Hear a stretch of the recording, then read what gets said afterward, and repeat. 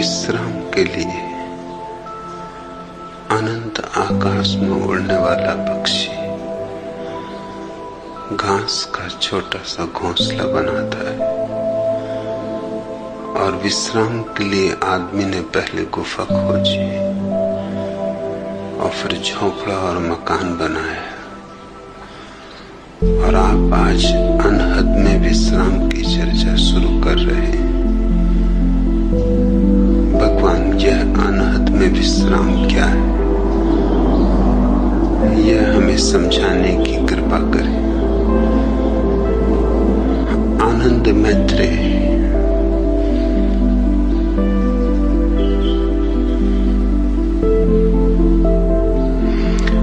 विश्राम के लिए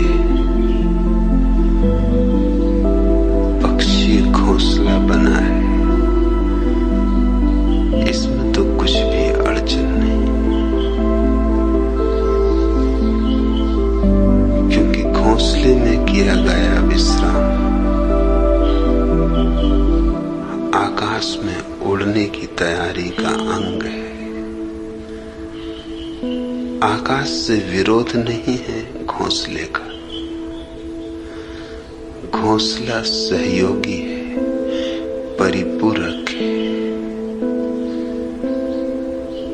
सतत तो कोई आकाश में उड़ता नहीं रह सकता, देह तो थकेगी, देह को विश्राम की जरूरत भी पड़ेगी। इसलिए घोंसला शुभ है, सुंदर है, सुखद है। इतना ही स्मरण रहे कि घोंसला आकाश नहीं है, सुबह उड़ जाना है, रैन बसेरा है। लक्ष्य तो आकाश ही है, घोंसला पड़ाव है, गंतव्य मंजिल वह तो अनंत आकाश है, वह तो सीमाओं के पार जाना है। क्योंकि जहां तक सीमा है वहां तक दुख है, सीमा ही दुख है। सीमा में होना अर्थात कारागृह में होना। जितनी सीमाएं होंगी उतना ही आदमी जंजीरों में होगा। सब सीमाएं टूट जाएं तो सब जंजीरें गिर जाएं। कारागृह से इस मुक्ति के उपाय का नाम ही धर्म है। संसार का अर्थ है कारागृह से चिपट जाना, कारागृह को पकड़ लेना, जंजीरों को आभूषण समझ लेना। तोड़ने की तो बात दूर, कोई तोड़े तो उसे तोड़ने न देना। सपनों को सत्य समझ लेना और रास्ते के पड़ावों को मंजिल मानकर रुक जाना। बस संसार का इतना ही अर्थ है। संसार ना तो दुकान में है, न बाजार में, न परिवार में, न संबंधों में। संसार है इस भ्रांति में जो पड़ाव को मंजिल मान लेती है। संसार है इस अज्ञान में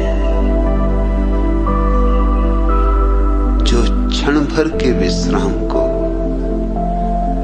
शाश्वत आभास बना लेता है।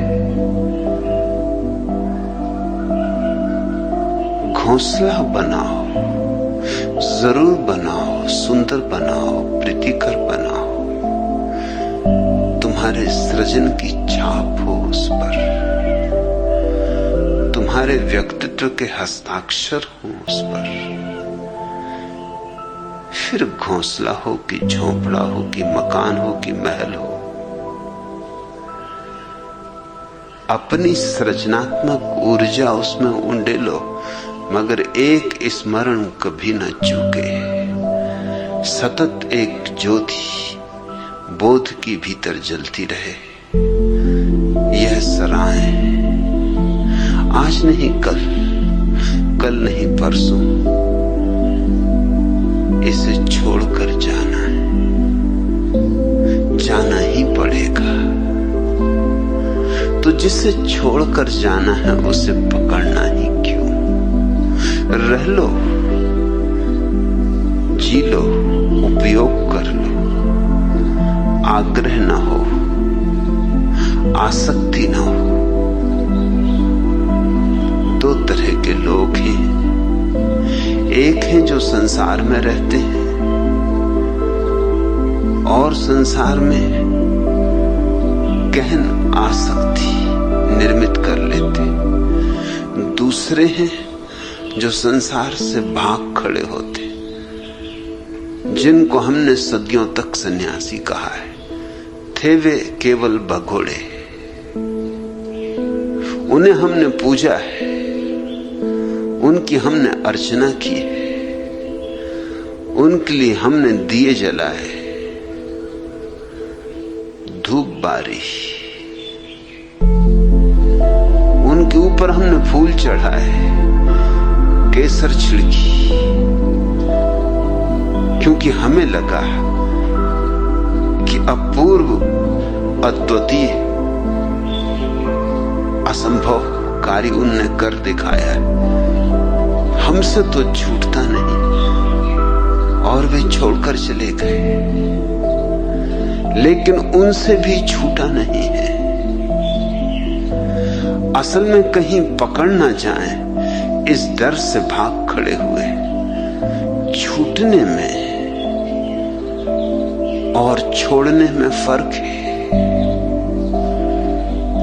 छूटना तो बोध की प्रक्रिया है, वह तो सम्यक जागरण है, उसकी सहज निष्पत्ति है। दो फकीर एक जंगल में यात्रा करते थे, गुरु और शिष्य। बूढ़ा गुरु, युवा शिष्य। युवा शिष्य बहुत हैरान था। हैरान था इसलिए कि ऐसी बात उसने अपने गुरु में कभी देखी ही न थी। कुछ नई ही बात हो रही थी आज। गुरु बार बार अपनी झोली में हाथ डाल के कुछ टटोल लेता था। थोड़ी देर में फिर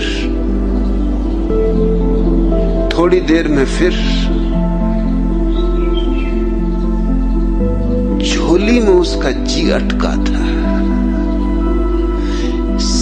सोचता था कि क्या झोली में है आज। उसे कभी चिंतित नहीं देखा, उसे कभी झोली में बार बार झांकते नहीं देखा। आज क्या माजरा है। फिर सांझ होने लगी, सूरज ढलने लगा। वे कुएं पर हाथ मुंह धोने, थोड़ा विश्राम करने, थोड़ा कलेबा कर लेने को रुके। गुरु पानी भरने लगा। झोला उसने अपने शिष्य को दिया और कहा, जरा संभाल के रखना। ऐसा भी उसने कभी कहा न था।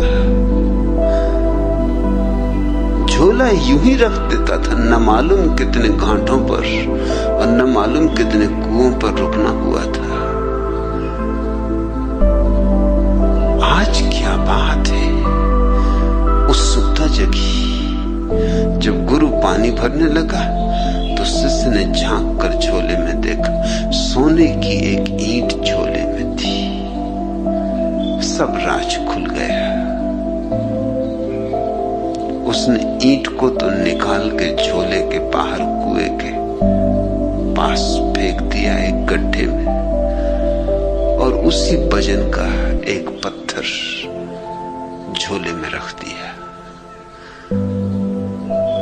गुरु ने जल्दी से हाथ मुंह धोया, नाश्ता किया, बीच बीच में झोले पे नजर भी रखी। एक दो बार चेताया भी शिष्य को कि झोले का ख्याल रखना। शिष्य हंसा, उसने का पूरा ख्याल, आप बिल्कुल निष्फिक्र रहें, चिंता की अब कोई बात ही नहीं।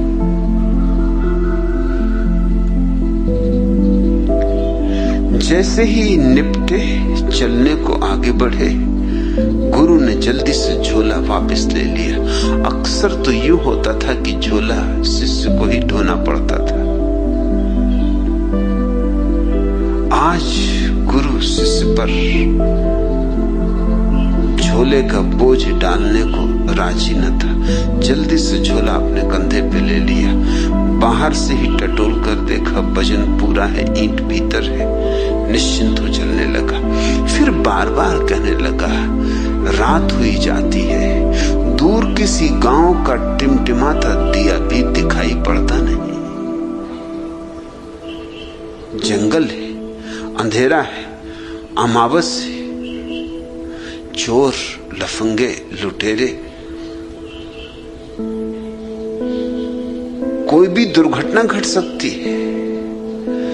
जब भी गुरु ये कहे, शिष्य हंसे। आखिर गुरु ने 2 मील चलने के बाद पूछा कि तू हंसता क्यों है? शिष्य ने कहा, मैं इसलिए हंसता हूं कि अब आप बिल्कुल निश्चिंत हो जाएं। आपकी चिंता का कारण तो मैं कुएं के पास ही फेंक आया हूं। तब घबरा के गुरु ने झोले में हाथ डाला, देखा तो पत्थर था, सोने की ईंट तो जा चुकी थी। क्षण भर को तो सदमा लगा, छाती की धक धक रुक गई होगी, श्वास ठहरी की ठहरी रह गई होगी। लेकिन फिर बोध भी हुआ। बोध ये हुआ कि 2 मील तक झोले में तो पत्थर था, लेकिन मैं यूं मान कर चलता रहा कि सोने की ईंट है, तो मोह बना रहा। जिंदगी भर भी अगर मैं ये मान के चलता रहता कि सोने की ईंट, तो मोह बना रहता। मोह ईंट में नहीं था, मेरी भ्रांति में था। मोह ईंट में होता तो इन 2 मीलों तक मोह के होने का कोई कारण न था, चिंता की कोई वजह न थी। मेरी आसक्ति मेरे भीतर थी, बाहर की ईंट में नहीं। जिंदगी भर भी आसक्त रह सकता था अगर ये भ्रांति बनी रहती कि ईंट सोने की, और तत्क्षण भ्रांति टूट गई जैसे ही जाना कि ईंट पत्थर की है। झोला वहीं गिरा दिया, खिलखिला के हंसा, वहीं बैठ रहा। कहा, अब कहां जाना है? अब गांव वगैरह खोजने की कोई जरूरत नहीं, वैसे ही बहुत थके। अब आज रात इसी वृक्ष के नीचे सो रहेंगे। शिष्य ने कहा, अंधेरा है, अमावस है, चोर हैं, लुच्चे हैं, लफंगे हैं, लुटेरे। गुरु ने कहा, रहने दे, अब कुछ भेद नहीं पड़ता। अब अपने पास ईंट ही नहीं, अपने पास सोना ही नहीं, तो लूटने वाला भी क्या लूटेगा?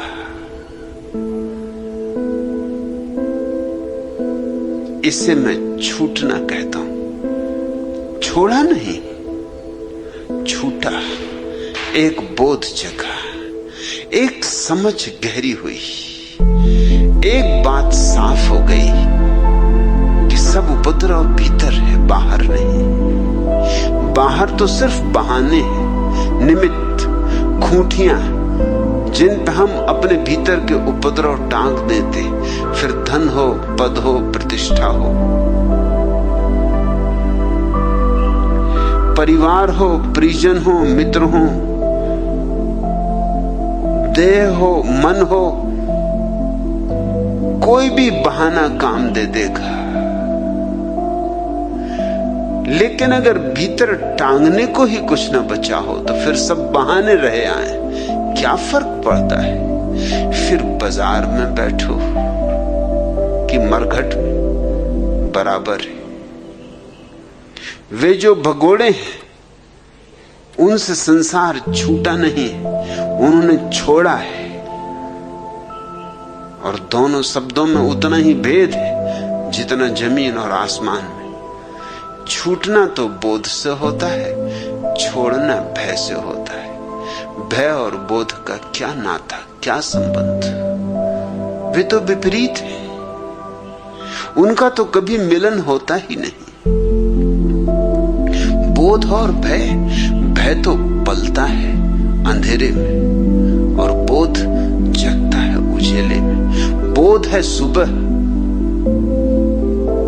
और भय है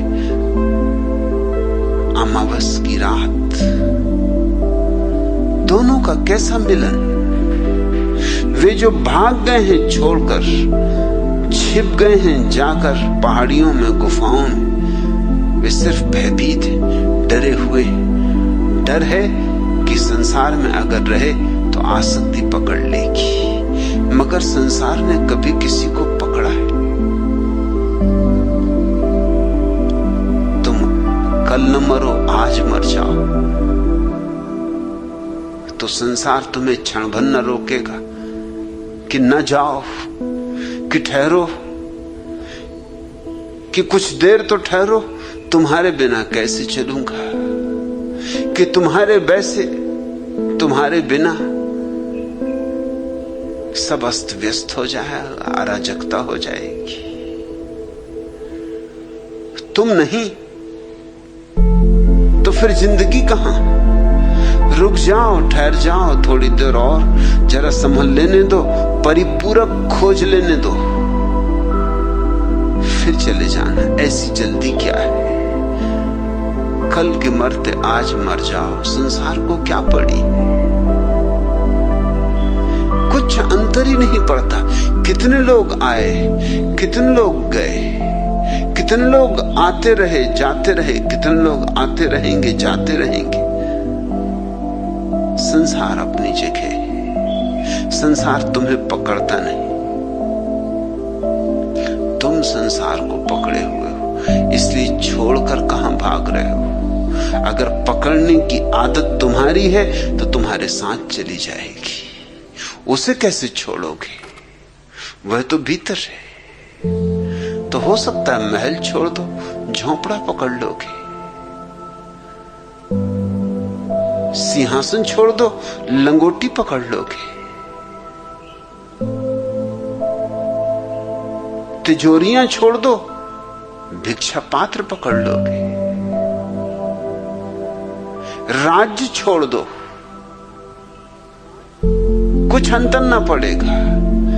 एक वृक्ष के नीचे बैठ रहोगे, उस पे कब्जा कर लोगे कि ये मेरा वृक्ष, इसके नीचे कोई और अड्डा ना जमाए, किसी और की धुनी ना लगे। पकड़ोगे तुम जरूर, क्योंकि पकड़ कहीं यूं जाती है। पकड़ तो केवल समझ से जाती है। इसलिए मैं अपने सन्यासी को कहता हूं, भागना मत। भागना है भय, और भय तो कायरता है, और कायर तो संसार भी नहीं पा सकता। सत्य को क्या खाक पाएगा? इसलिए मेरे मन में भगोड़ों के प्रति कोई आदर नहीं, कोई सम्मान नहीं।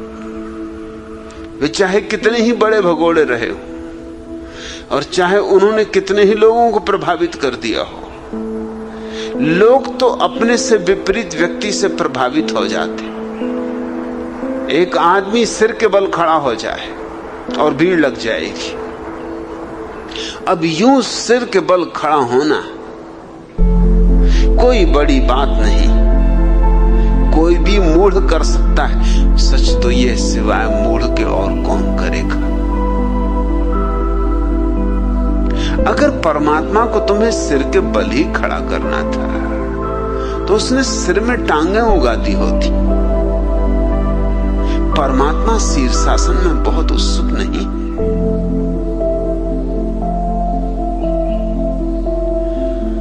अगर परमात्मा को ही तुम्हें कांटों की सेज पे लिटाना होता तो तुम्हारे साथ ही कांटों की सेज भेजती होती, इंतजाम कर दिया होता। उसने तुम्हारे प्रवास के लिए पूरा इंतजाम करके भेजा है। अगर परमात्मा उत्सुक होता तुम्हारे उपवासों में तो उसने तुम्हें भूखा रखने की कला ही सिखा दी होती। अरे जो भूख दे सका वो भूखापन नहीं दे सकता था।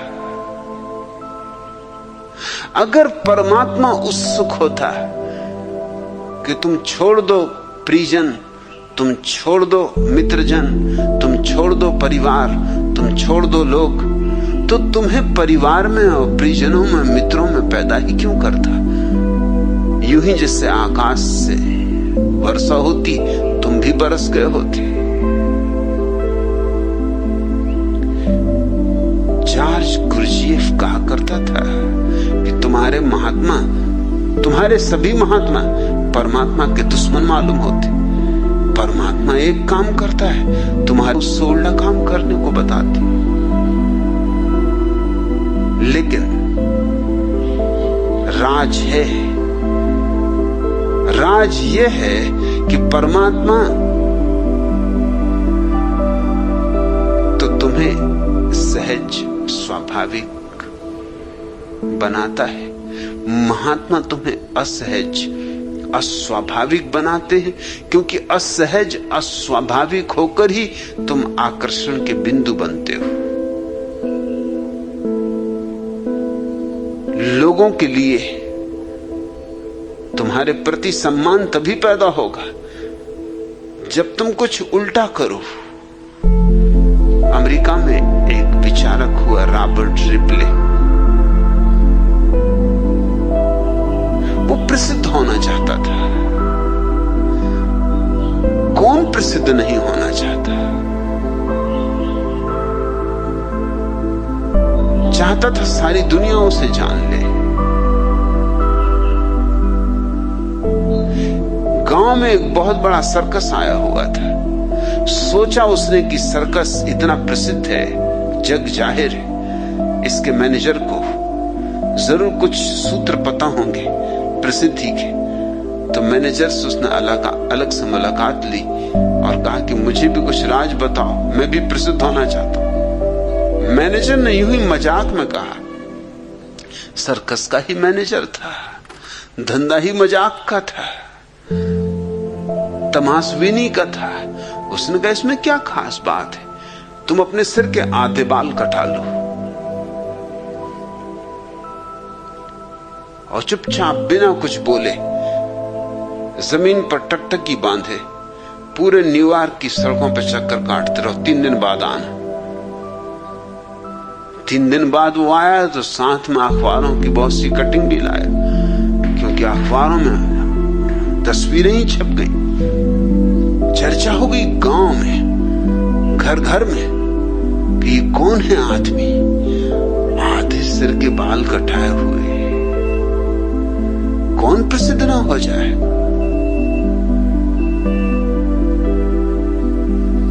रिप्ले ने मैनेजर को बहुत धन्यवाद दिया और कब आगे के लिए कुछ और बताएं। न्यूयॉर्क में तो जलवा हो गया, डुंडी पिट गई। एक बच्चा ऐसा नहीं है जो न जानता। गांव गांव आसपास भी खबर फैलने लगी। मैनेजर ने कब तुम ऐसा करो, एक बड़ा आईना खरीदो, उस आईने को अपनी कमर पर बांध लो, आईने में देखो तो पीछे का रास्ता दिखाई पड़ेगा और बस पीछे की तरफ चलो, आगे की तरफ नहीं। और सारी अमेरिका का चक्कर लगा डालो। और रिप्ले ने वही किया और चक्कर पूरा होते होते अमेरिका में नहीं सारी दुनिया में प्रसिद्ध हो गया ये कौन आदमी। और उससे कहा तू बिल्कुल चुप रहना, बोलना है ही नहीं, जितना चुप रहेगा उतना ही अच्छा। बोले तो कहीं बात न खुल जाए।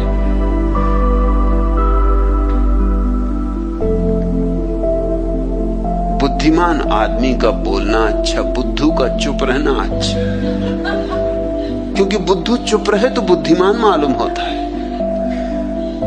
सो रिप्ले बिल्कुल चुप रहा। लाख लोगों ने पूछा, मुस्कुराए, कुछ कहे ही ना। अरे राज की बातें कहीं कही जा सकती, शब्दातीत कहो भी तो कैसे कहो, अनिर्वचनीय। प्रवचन से तो मिलती नहीं, बोलने से तो मिलती नहीं, कहने से तो कही नहीं जाती, हस्तांतरणी नहीं। कोई जानने वाला ही जान ले तो जान ले।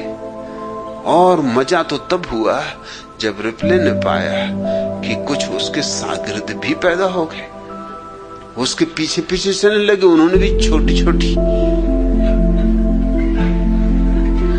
व्यवस्थाएं कर ली, जिससे जैसा दर्पण बन सका ले आया। अकेला नहीं, अब रिप्ले की एक कतार चलने लगी, और वो भी सब चुप। अरे जब गुरु ही चुप तो शिष्य भी चुप।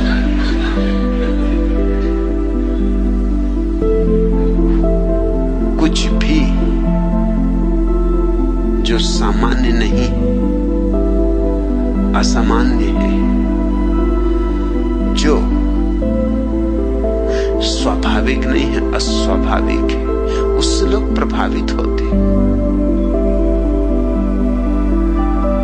लोगों को प्रभावित करना अहंकार की बड़ी गहरी अभिप्सा है। ये जो भगोड़े हैं, इनसे लोग प्रभावित हुए। इनसे प्रभावित होने का कुल कारण इतना था कि ये कुछ कर रहे थे जो अस्वाभाविक था। स्वाभाविक आदमी से कौन प्रभावित होगा? जापान का एक सम्राट सद्गुरु की तलाश कर रहा था, बहुत तलाश की, सद्गुरु न मिला सो न मिला। जो नाम ज्ञात थे, परिचित थे, पहचाने थे, वहां गया, लेकिन तृप्ति न हुई। अपने बूढ़े वजीर से पूछा कि मैं तो युवा हूं, तुम तो बूढ़े हुए, तुम्हें तो कुछ पता होगा, कोई तो ऐसा आदमी होगा। वो बूढ़ा हंसने लगा। उसने कहा, आदमी तो है, लेकिन तुम न पहचान सकोगे, क्योंकि सच्चा सद्गुरु बिल्कुल सहज स्वाभाविक होगा। उसमें कोई सींग थोड़ी निकले होते जो तुम पहचान लोगे। तुम तलाश कर रहे हो किसी उल्टे सीधे आदमी की। लोग तो मिलेंगे बहुत उल्टे सीधे, मगर जो अभी खुद ही उल्टे सीधे, वो तुम्हें क्या लाख उपाय भी करें तो मार्गदर्शन दे सकेंगे,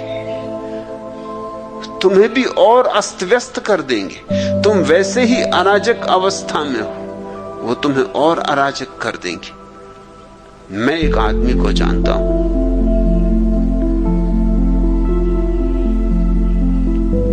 सम्राट तो उत्सुक था, वजीर को कहा मैं चलने को राजी हूं। वे दोनों गए मिलने उस फकीर को।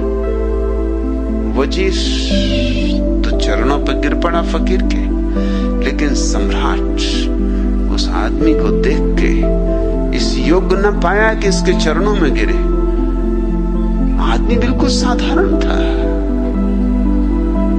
और काम भी क्या कर रहा था, लकड़ियां काट रहा था। अब कहीं सद्गुरु लकड़ी काटते कि कहीं महावीर लकड़ी काटते मिल जाएं, कि बुद्ध लकड़ी काटते मिल जाएं, सद्गुरु कहीं लकड़ियां काटते। सम्राट ने अपने वजीर से कहा कि यह आदमी लकड़ियां काट रहा है, इसकी क्या खूबी है? वजीर ने कहा, इसकी यही खूबी है, इसी से पूछो कि इसकी साधना क्या है। तो पूछा फकीर से कि तेरी साधना क्या है? फकीर कोई और न था, ज़ेन मेरी कोई साधना नहीं। जब भूख लगती है तो भोजन कर लेता हूं, और जब नींद आती तो सो जाता हूं। मेरी कोई और साधना नहीं। सम्राट ने कहा, लेकिन ये कोई साधना हुई? ये भी कोई साधना हुई? यह तो हम सभी करते हैं। जब भूख लगती भोजन करते, जब नींद आती सो जाते। बोकुजू ने कहा कि नहीं, इतने जल्दी निष्कर्ष ना लो। कई बार तुम्हें भूख नहीं लगती और तुम भोजन करते हो, और कई बार तुम्हें भूख लगती है और तुम भोजन नहीं करते, और कई बार तुम्हें नींद आती है और तुम सोते नहीं, और कई बार तुम्हें नींद नहीं आती और तुम सोने की चेष्टा करते हो। इतना ही नहीं, तुम जब भोजन करते हो तब और भी 1000 काम करते हो। यंत्रवत भोजन करते रहते हो और मन न मालूम किन किन लोगों में भागा रहता है। और जब तुम सोते हो तब तुम सिर्फ सोते ही नहीं, कितने कितने सपने देखते हो, कहां कहां नहीं जाते, क्या क्या नहीं करते। मन का व्यापार जारी रहता है। मैं जब भोजन करता हूं तो सिर्फ भोजन ही करता हूं, बस भोजन ही करता हूं। उस वक्त भोजन करने के सिवाय बोकुजू में और कुछ भी नहीं होता। और जब सोता हूं तो सिर्फ सोता हूं, उस समय सोने के सिवाय बोकुजू में और कुछ भी नहीं होता। और जब मुझे नींद आती तो मैं एक क्षण भी टालता नहीं, तत्क्षण सो जाता हूं।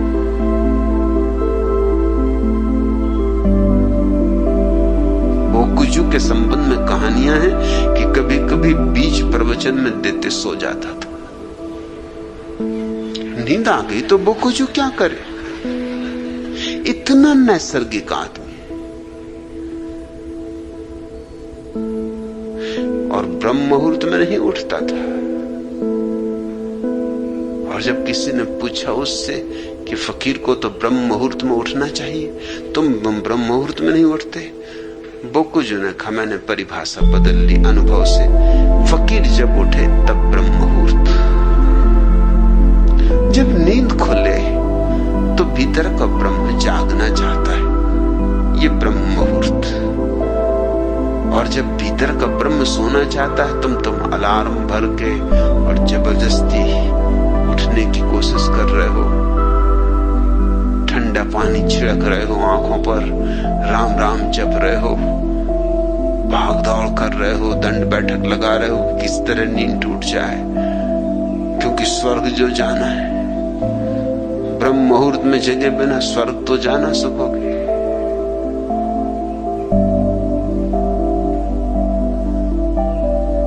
बोकुजू कहता, जब नींद खुल गई तब ब्रह्म मुहूर्त। तो कभी कभी दोपहर तक सोया रहता, और कभी कभी आधी रात तक जागा रहता। जब नींद आएगी तब सोएगा, जब भूख लगी तो भोजन करेगा। कभी कभी दिन 2 दिन बीत जाते और भोजन न करता, वह उपवास न था। और कभी कभी दिन में 2 बार भोजन करता। इतना नैसर्गिक, मगर ऐसे आदमी से कौन प्रभावित हो? हम तो उल्टे सीधे लोगों से प्रभावित होते। इसलिए भगोड़ों ने मनुष्य को बहुत ज्यादा प्रभावित किया। वे हमसे उल्टे थे, और हमसे उल्टे थे इसलिए मैं तुमसे कहता हूं, हमसे जरा भी भिन्न न थे। हम जैसे ही थे, बस हम पैर के बल खड़े हैं, वो सिर के बल खड़े थे। हम सोने के पीछे दीवाने, वो डरते थे कि कहीं सोना छू ना जाए। हम स्त्रियों के पीछे भागे जा रहे हैं, वो स्त्रियों के प्रति पीठ करके भागे जा रहे थे, मगर भाग जारी थी, और दोनों का केंद्र स्त्री थी। एक स्त्री की तरफ भाग रहा है, एक स्त्री से भाग रहा है, मगर दोनों की नजर स्त्री पर अटकी। एक कहता है कि स्त्री में ही स्वर्ग है और एक कहता है स्त्री नरक का द्वार है, मगर दोनों के लिए स्त्री महत्वपूर्ण है। किसी के लिए स्वर्ग का द्वार, किसी लिए नरक का द्वार, मगर द्वार स्त्री ही है। मगर स्त्री से छुटकारा नहीं है ऐसे। न पुरुष से छुटकारा है, न धन से छुटकारा है।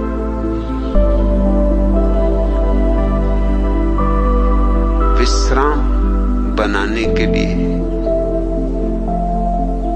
विराम में जाने के लिए पक्षी घोंसले बनाते हैं, मनुष्य झोंपड़े बनाते हैं या महल बनाते हैं। कुछ बुरा नहीं, बस इतनी ही याद रहे कि उन सीमाओं में आबद्ध न हो जाना। वे सीमाएं तुम्हारी सीमाएं नहीं, कोई सीमा तुम्हारी सीमा नहीं। रहो जरूर, मगर अतिथि की तरह रहना, आतिथ्य मत हो जाना, मेहमान की तरह रहना, मेजबान न हो जाना। तो फिर तुम जहां हो वहीं सन्यासी हो। आनंद मैत्रेय, तुमने पूछा कि विश्राम के लिए अनंत आकाश में उड़ने वाला पक्षी घास का छोटा सा घोंसला बनाता है। वो उड़ने के लिए जरूरी है। उड़ने के लिए शक्ति संयोजित करनी होगी, जागने के लिए सोना होगा, भागने के लिए बैठना होगा।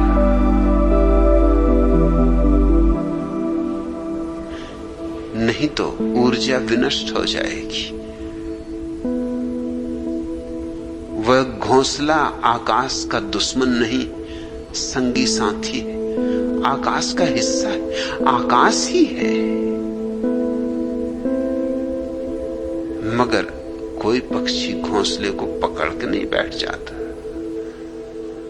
तुमने देखा, अंडे फूटते हैं, नए पक्षी पैदा होते हैं, रुकते हैं तब तक घोंसले में जब तक उड़ने के योग नहीं हो जाते, और जिस दिन उड़े कि उड़े, फिर लौट कर आते ही नहीं।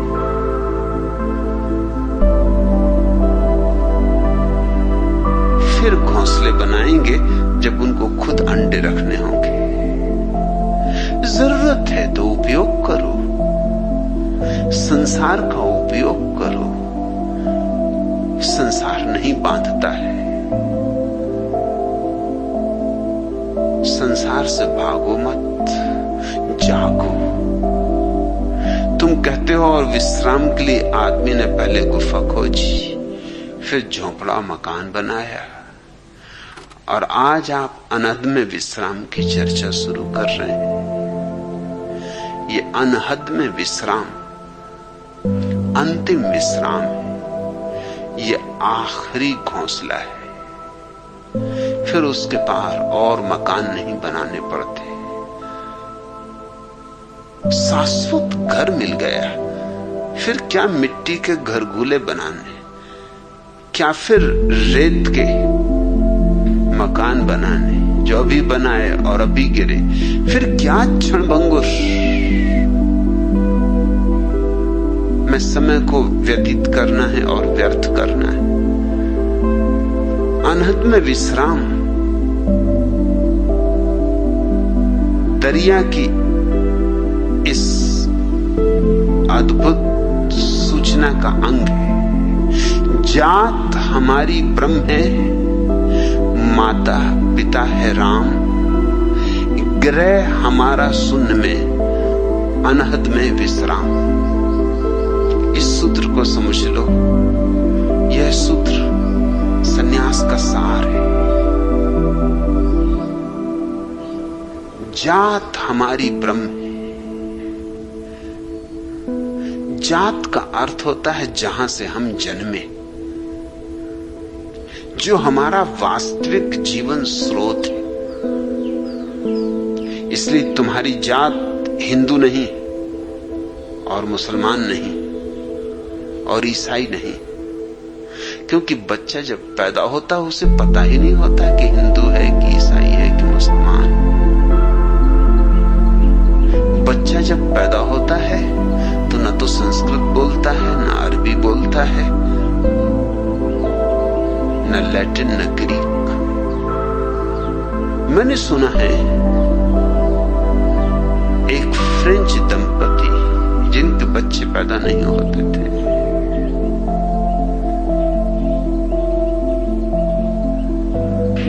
एक अनाथाश्रम से एक स्वीडिश बच्चे को गोद ले लिए। जिस दिन उन्होंने स्वीडिश बच्चे को गोद लिया, फ्रेंच दंपति ने, दोनों ने ही एक स्वीडिश शिक्षिका रख ली और स्वीडिश भाषा सीखने लगे। अचानक पास पड़ोस के लोगों ने पूछा कि क्या हुआ, स्वीडिश भाषा किस लिए सीख रहे हो? क्या स्वीडन में बस जाने का इरादा है या कि स्वीडन की लंबी यात्रा पर जा रहे हो? उन्होंने कहा नहीं नहीं, एक स्वीडिश बच्चे को गोद लिया है। इसके पहले कि वो बड़ा हो और स्वीडिश भाषा में बोलना शुरू करे, हमें कम से कम स्वीडिश तो सीख लेनी चाहिए। नहीं तो हम समझेंगे क्या खाक कि वो क्या बोल रहा है। बच्चे ना तो स्वीडिश बोलते, ना फ्रेंच, ना हिंदी, ना अंग्रेजी। बच्चों की कोई भाषा नहीं होती, शून्य उनकी भाषा होती, मौन उनकी भाषा होती, और उनकी कोई जात नहीं होती। हिंदू नहीं, मुसलमान नहीं, ईसाई नहीं, सब जातें हम थोप देते। और क्या गजब हुआ है, जातों पर जाते थोपे चले जाते। हिंदू होने से ही काम नहीं चलता, फिर उसमें ब्राह्मण, फिर उसमें क्षत्रिय, फिर वैश्य, फिर शूद्र, इतने से भी काम नहीं चलता। फिर अब ब्राह्मणों में भी कोकणस्थ और देशस्थ।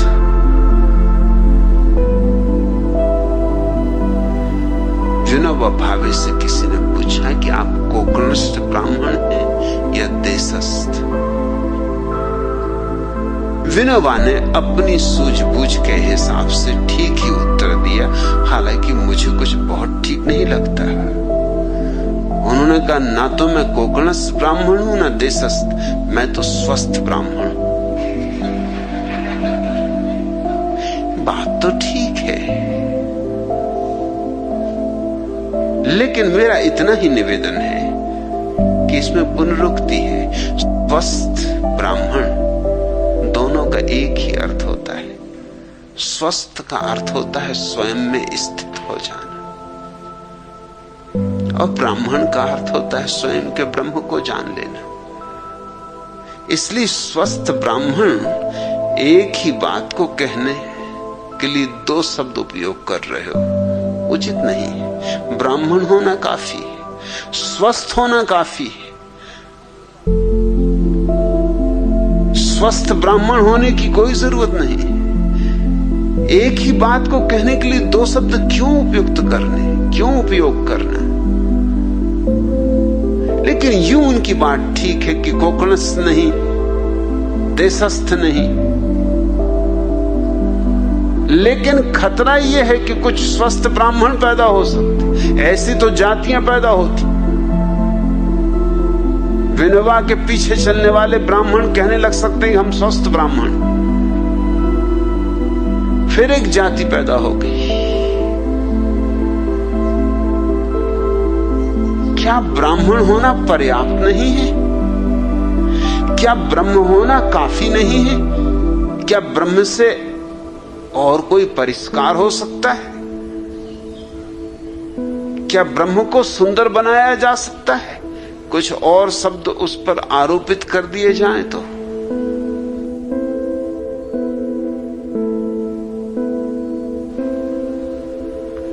दरिया ठीक कहते हैं, जात हमारी ब्रह्म। तो न तो हम हिंदू हैं, न मुसलमान, न ईसाई, न ब्राह्मण, न शूद्र, न क्षत्रिय, न वैश्य। हम ब्रह्म से आए। ब्रह्म का अर्थ है जीवन का स्रोत, इस विराट अस्तित्व का मूल स्रोत। उस ब्रह्म से हमारा आना हुआ है और उसी में हमें लौट जाना है। और जिसने इन दोनों के बीच, आने और जाने के बीच, आवागमन के बीच उसको पहचान लिया, फिर उसका आवागमन मिट जाता है। जिसने जन्म और मृत्यु के बीच अपने भीतर के ब्रह्म को पहचान लिया, फिर उसे दोबारा आने की कोई जरूरत नहीं रह जाती। ये जीवन है ही इसलिए पाठशाला है कि हम अपने भीतर के ब्रह्म के प्रति सजग हो सके, जाग सके, पहचान सके। पहचान के लिए एक गणित ख्याल में रखना, मछली सागर में पैदा होती, लेकिन जब तक सागर में रहेगी उसे पता ही नहीं चलेगा कि सागर क्या है। खींच लो सागर से, कहो किसी मछुए से निकाल ले मछली को सागर के बाहर, छोड़ दो तट पर धूप में तपी हुई रेत पर, तड़फने दो थोड़ा और फिर उसे वापस सागर में छोड़ दो। मछली वही है, सागर वही है, लेकिन सब बात बदल गई। अब मछली जानती कि सागर क्या है, पहले नहीं जानती थी। अब बोध हुआ, अब पता चला कि सागर ही मेरा जीवन है, मेरा आनंद है, मेरा उत्सव। अब पता चला सागर ही मेरा संगीत है, सागर ही मेरा नृत्य है। सागर से क्षण भर को छूटना और नरक और पीड़ा और दुर्दिन और दुर्भाग्य की शुरुआत। हम ब्रह्म के सागर से आते मछलियां हैं जो संसार के तट पर फेंक दी गई, जानबूझकर फेंकी गई ताकि पाठ सीख ले। पाठ सीखने का एक ही उपाय है कि थोड़ी देर के लिए बिछड़न हो जाए। अगर मिलन कभी टूटे ही ना तो बोध नहीं होता। एक बहुत बड़े अमीर ने जीवन के अंतिम दिनों में तय किया कि सब मैंने पा लिया, धन, पद, प्रतिष्ठा, हीरों के ढेर लग गए, लेकिन सुख तो मैंने जाना नहीं, क्षण भर को न जाना। धन को पाने में दुख उठाया, धन पाके कुछ सुख मिलता नहीं। धन तो है लेकिन सुख कहां। और जीवन की अंतिम घड़ी पास आने लगी, सूरज ढलने लगा है, अब ढला तब ढला, ये उतरने लगा पश्चिम में सूरज, कभी भी रात आ जाएगी, इसके पहले की मौत आए, सुख को तो जानना ही है। तो उसने एक बहुत बड़ी झोली में बहुमूल्य हीरे ज़वारात भरे, अपने घोड़े पे सवार हुआ, बहुत फकीरों के पास गया और फकीरों से कहा ये सारा धन देने को तैयार हो, सुख की एक झलक दिखा दो। मगर कौन सुख की झलक दिखाए, कैसे सुख की झलक दिखाए? उत्सुक तो फकीर भी थे उसके धन को लेने में,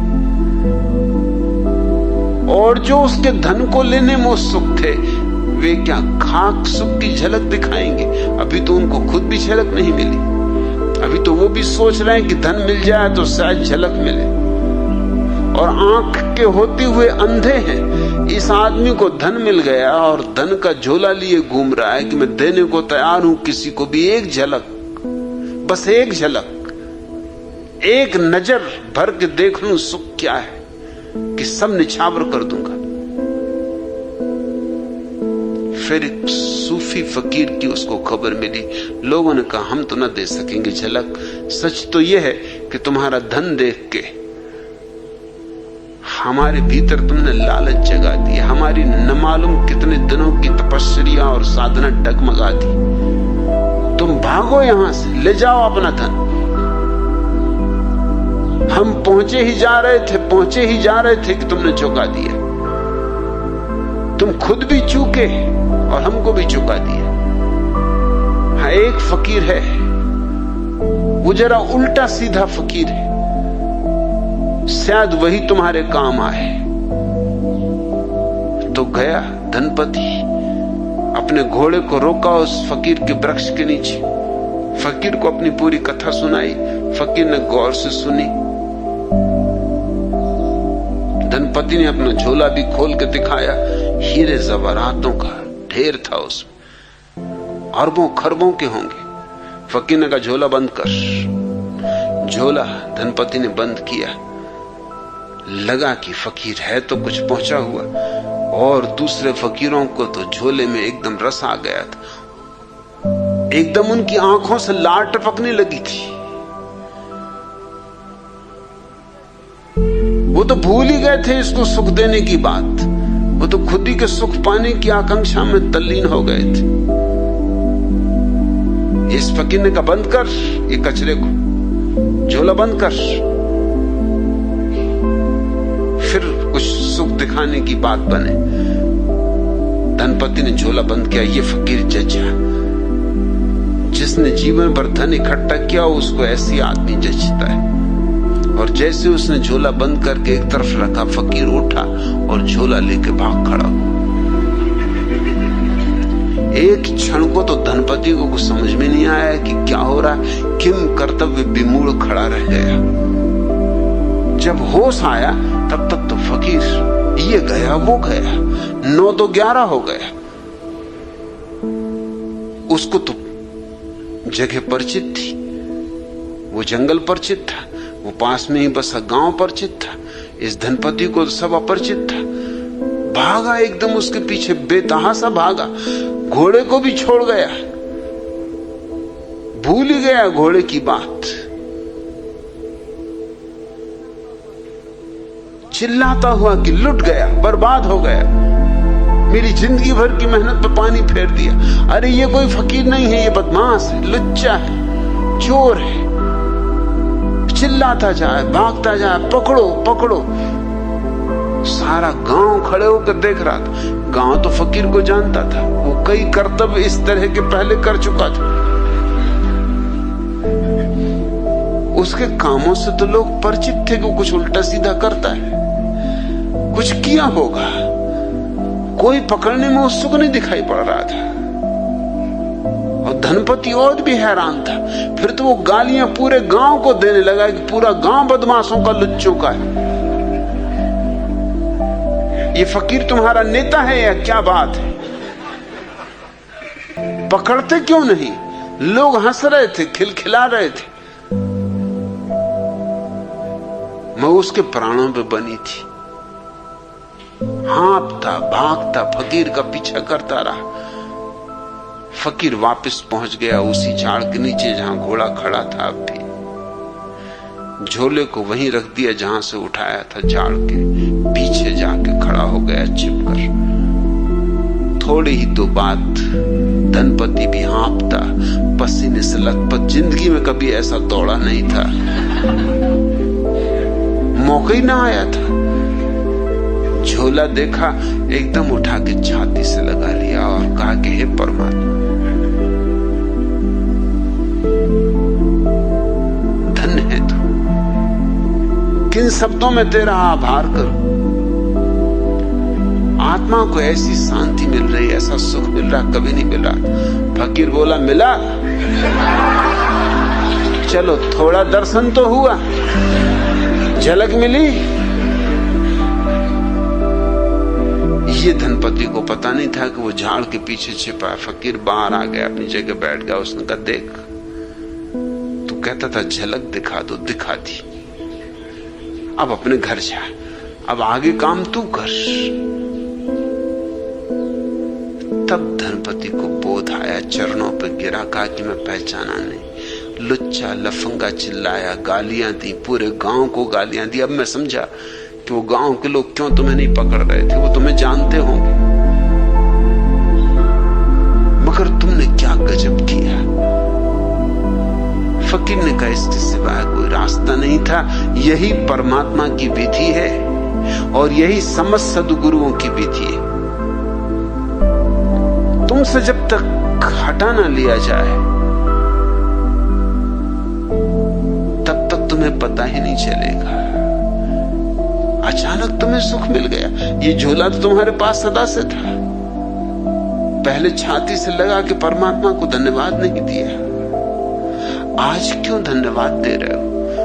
थोड़ी देर को मछली सागर से छूट गई। ये संसार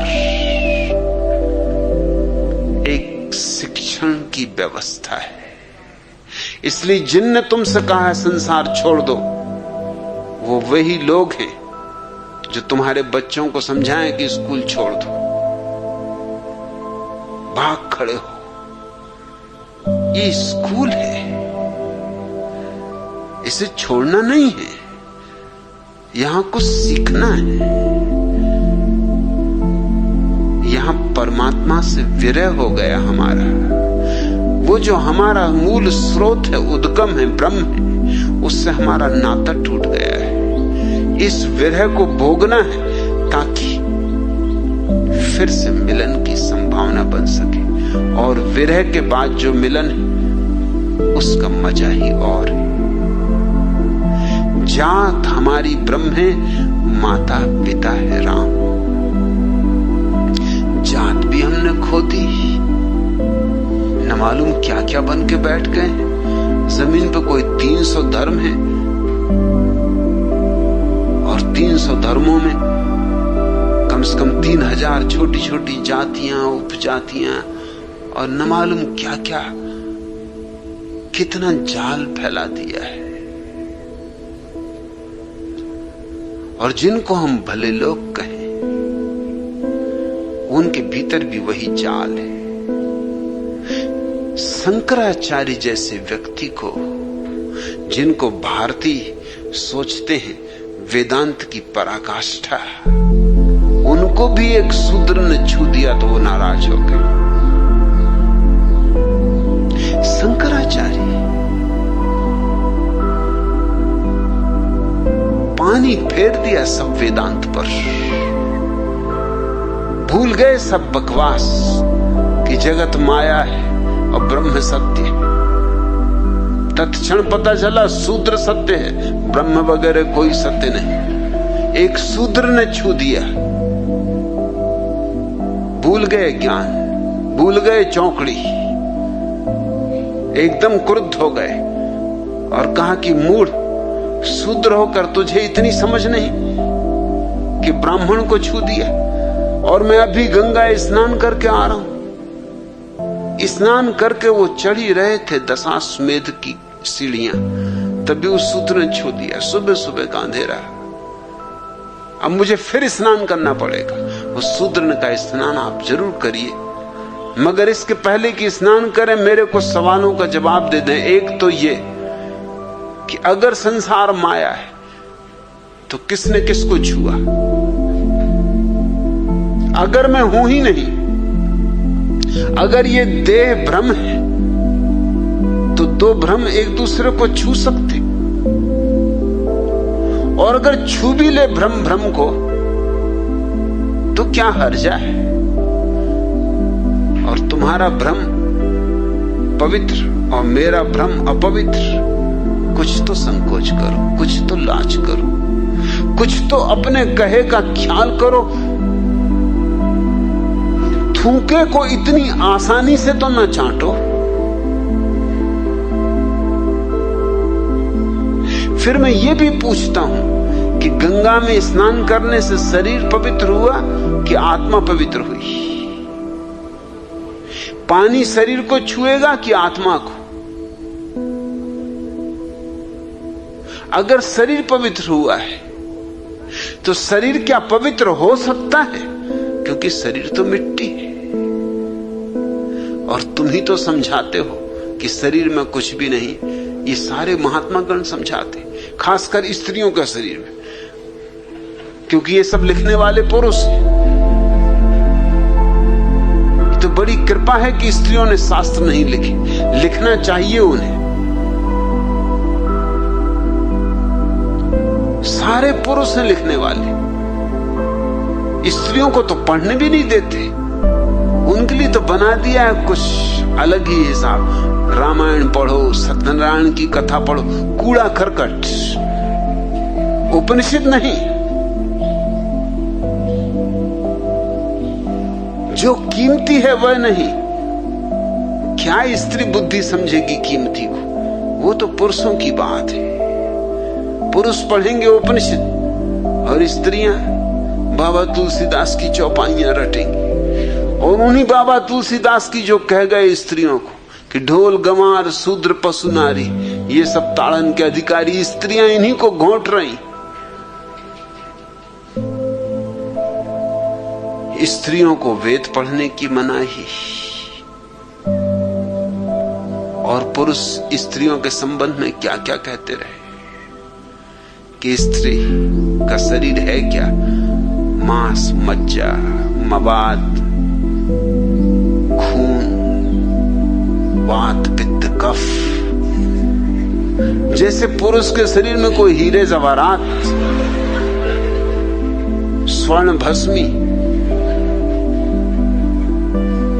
ये पुरुष का शरीर आता कहां से? ये आता है स्त्री के गर्भ से। वही वात, पित्त, कफ। लेकिन स्त्री का शरीर सिर्फ मल मूत्र, और पुरुष का शरीर जीवन जल। जी भर के पियो।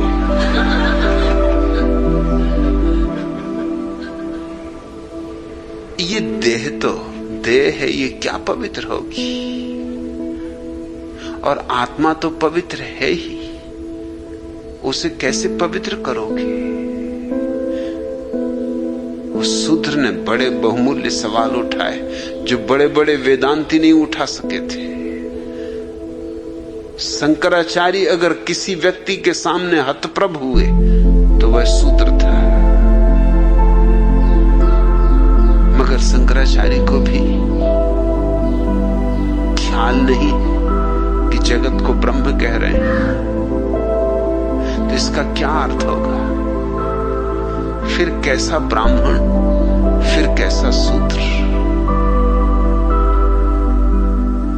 जातियों पे जातियां बन गई। बड़ी सेवा में रत हैं लोग, बड़े धार्मिक कार्यों में लगे, मगर मौलिक भ्रांतियां वही की वही। मदर टेरेसा को नोबेल प्राइज मिली क्योंकि उन्होंने गरीबों की बड़ी सेवा की। वह सरासर झूठ बात है, वह सिर्फ पाखंड है, ऊपरी बकवास है, भीतर बात कुछ और है। अनाथालय खोल रखे, विधवा आश्रम खोल रखे। वे तरकीबें हैं कि कैसे स्त्रियां, कैसे अनाथ बच्चे ईसाई हो जाएं, और ईसाई ही नहीं, कैथोलिक ईसाई होने चाहिए। अभी एक प्रोटेस्टेंट परिवार ने अमेरिका से आके मदर टेरेसा से प्रार्थना की कि मैं एक बच्चे को गोद लेना चाहता हूं, हमारा कोई बच्चा नहीं। तो उन्हें फॉर्म दिया गया भरने को, जिस फॉर्म में पहली बात यह थी कि बच्चा तभी गोद मिल सकता है जब आप कैथोलिक ईसाई हो। प्रोटेस्टेंट परिवार तो हैरान हुआ। उसने कहा ईसाई हम भी हैं, ईसाई तुम भी हो, थोड़ा सा फर्क है कि हम प्रोटेस्टेंट हैं, तुम कैथोलिक हो। कोई भारी फर्क नहीं, वही बाइबल मानते हम, वही तुम, वही जीसस, वही हम। थोड़े कुछ दो कौड़ी के भेद हैं। और तुम तो मनुष्य जाति की सेवा में तत्पर हो, तुम्हें क्या फर्क पड़ता है? लेकिन नहीं, प्रोटेस्टेंट परिवार को ईसाई होते हुए भी बच्चा गोद लेने का हक नहीं दिया गया। ये सब जालसाजियां हैं, ऊपर बड़ी ऊंची ऊंची बातें हैं। ये अनाथालय, ये विधवा आश्रम, ये दीन दरिद्रों की सेवा और कुछ भी नहीं है सिवाय कैथोलिक ईसाई धर्म का प्रचार। कैसे कैथोलिकों की संख्या दुनिया में बढ़ जाए। पुराने समय में लोग एक दूसरे से तर्क वितर्क करके तय करते थे कि कौन सही है। फिर बात और बिगड़ी, तर्क वितर्क का जमाना गया, क्योंकि तर्क वितर्क वर्षों लेते हैं फिर भी निर्णायक नहीं होते। कौन निर्णय कर पाया, कौन आस्तिक किसी नास्तिक को समझा पाया है कि ईश्वर है, और कौन नास्तिक किसी आस्तिक को समझा पाया है कि ईश्वर नहीं। कौन जैन हिंदू को समझा पाया है, कौन हिंदू जैन को समझा पाया है। वो समझाने का मामला बहुत लंबा है, इसलिए मुसलमानों ने संक्षिप्त मार्ग लिया, तलवार। कहां की बकवास में पड़े हो, निपटारा अभी करो, नगद करो, जिसकी लाठी उसकी भैंस,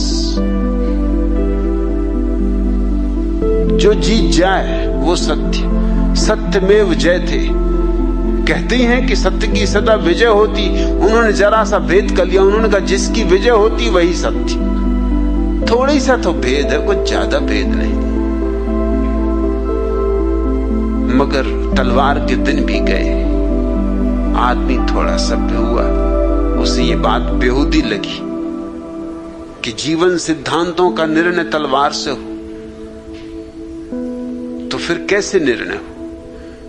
तो फिर कुछ ज्यादा होशियारी की इजादें की गई। सेवा करो, अस्पताल खोलो, अनाथालय खोलो, विधवा आश्रम बनाओ, वृद्धाश्रम बनाओ, कोढ़ियों के पैर दबाओ,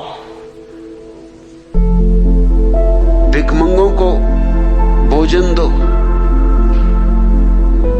ऐसे रोटी खिलाकर, दवा देकर लोगों का धर्म परिवर्तन करो। स्वभावतः इसका परिणाम एक ही होगा, जैसे हिंदुस्तान में कोई समृद्ध परिवार भारत का ईसाई नहीं होता। क्यों होगा? जिसके पास अपनी रोटी है, जिसके पास अपना मकान है, जिसके पास अपना धन है, वो क्यों ईसाई होगा? भारत में कौन लोग ईसाई हो गए? आदिवासी, नंगे, भिखमंगे, भूखे, दीन दरिद्र, अनाथ, अपंग, वे सारे के सारे ईसाई हो गए। जातियों पर जातियां, धर्मों पर धर्म, उनके भीतर छोटे छोटे टुकड़े। दरिया कहते हैं एक ही बात याद रखो कि परमात्मा के सिवा न हमारा कोई माता है, न हमारी कोई पिता है, और ब्रह्म के सिवाय हमारी कोई जात नहीं। ऐसा बोध अगर हो तो जीवन में क्रांति हो जाती। तो ही तुम्हारे जीवन में पहली बार धर्म के सूर्य का उदय होता है। गिरे हमारा शून्य में, तब तुम्हें पता चलेगा कि शून्य में हमारा घर है, हमारा असली घर, जिसको बुद्ध ने निर्वाण कहा है, उसी को दरिया शून्य कह रहे हैं। परम शून्य में, परम शांति में, जहां लहर भी नहीं उठती, ऐसी शांत सागर या शांत झील में, जहां कोई विचार की तरंग नहीं, वासना की कोई उमंग नहीं, जहां विचार का कोई उपद्रव नहीं, जहां शून्य संगीत बजता है, जहां अनाहत नाद गूंज रहा है, वही हमारा घर है, अनहद में विश्राम। और जिसने उस शून्य को पा लिया उसने ही विश्राम पाया। और ऐसा विश्राम जिसकी कोई हद नहीं, जिसकी कोई सीमा नहीं। अनहद में विश्राम, यही सन्यासी की परिभाषा है। गिरह हमारा शून्य में, अनहद में विश्राम, ये सन्यासी की पूरी परिभाषा आ गई। मगर इसके लिए जरूरी है कि हम जाने जात हमारी ब्रह्म है, माता पिता है राम। मैं अपने सन्यासी को न तो ईसाई मानता हूं, न हिंदू, न मुसलमान, न जैन, न बौद्ध। मेरा सन्यासी तो सिर्फ शून्य की खोज कर रहा है, सारी दीवारें गिरा रहा है। मेरा सन्यासी तो अनहद की तलाश में लगा है, सीमाओं का अतिक्रमण कर रहा है। घर छोड़ना नहीं है, घर में रहते ही जानना है कि घर मेरी सीमा नहीं। परिवार छोड़ना नहीं है, परिवार में रहते ही जानना है कि परिवार मेरी सीमा नहीं है। बस ये बोध, इस बोध को ध्यान कहो, जागरण कहो, विवेक कहो, सुरति कहो, जो भी शब्द तुम्हें प्रीतिकर हो वह कहो, लेकिन इसे लक्ष्य समझो कि पहुंचना है शून्य में, तभी तुम्हें विश्राम मिलेगा। नहीं तो जीवन एक संताप है, एक पीड़ा है, एक विरह है, विरह की अग्नि। इसमें हम झुलसे जाते, थके जाते, टूटे जाते, बिखरे जाते, उखड़े जाते। हमारे पत्ते पत्ते कुम्हला गए, फूलों के खिलने की तो बात बहुत दूर, हमारी जड़ें सूखी जा रही। और जैसे ही किसी ने शून्य में अपनी जड़ें जमा ली, तत्क्षण हरियाली छा जाती, फूल उमग आते, वसंत आ जाता, बहार आ जाती, फूलों में गंध आ जाती, भंवरे गीत गाने लगते, मधुमक्खियां गुंजार करने लगती। उस उत्सव की घड़ी में जानना कि जीवन कृतार्थ हुआ है। उसके पूर्व हम व्यर्थ ही जी रहे हैं, उसके बाद ही जीना जीना है, उसके बाद ही मरना मरना है, उसके बाद जीने में भी मजा है और मरने में भी मजा है। उसके बाद जीवन भी एक धन्यवाद है और मृत्यु उसी धन्यवाद की परम ऊंचाई, परम शिखर।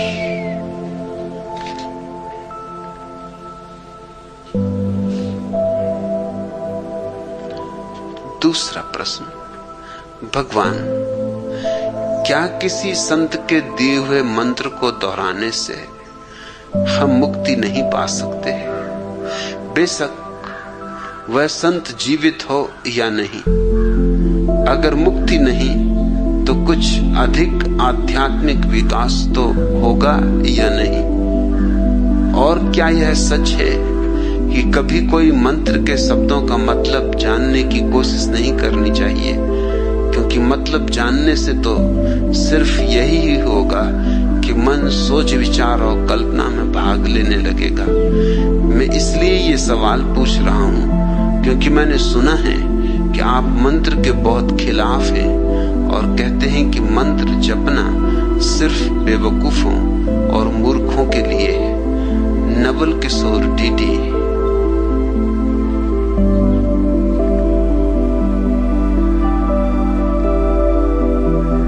इस प्रश्न में बहुत से प्रश्न हैं, एक एक को क्रमशः लेना होगा। पहली बात, पूछा है तुमने क्या किसी संत के दिए हुए मंत्र को दोहराने से हम मुक्ति नहीं पा सकते? मुक्ति पाई नहीं जाती है। मुक्ति कोई उपलब्धि नहीं, अनावरण है। मुक्ति कोई गंतव्य नहीं है,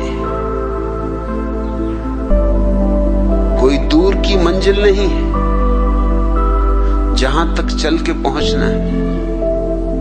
मुक्ति हमारा स्वभाव है, जात हमारी ब्रह्म है, माता पिता है राम, गिरह हमारा शून्य में अनहद में विश्राम। मुक्ति हमारा स्वभाव है।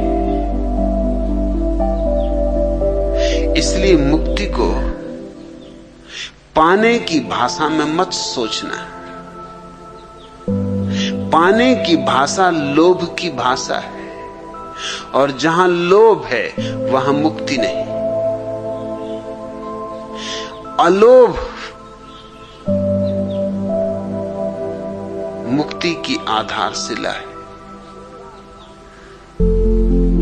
अहंकार पाने की भाषा में सोचता है, धन पालूं, पद पालूं, फिर जब इनसे ऊब जाता है और पाता है कि इन्हें पालने पर भी कुछ नहीं मिलता, तो सोचने लगता परमात्मा को पालूं, स्वर्ग को पालूं, मोक्ष को पालूं, निर्वाण को पालूं, मुक्ति को पालूं, सत्य को पालूं।